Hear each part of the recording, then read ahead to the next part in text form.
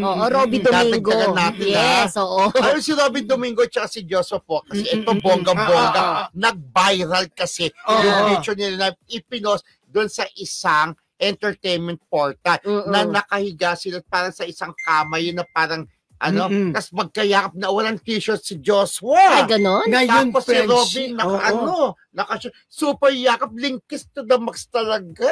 Pero super friends sila, di ba? Super friends talagang kasi. ganon. Nagbibiruan Comfortable lang, ka. nagtutuksuan. Pero ngayon, nihiritan sila ng BL. BL na Parang bagay daw, no? Bagay. Parang sinasabi na BL series na yan. Kasi yung pinakita nila nag-viral talaga, yakapan talaga.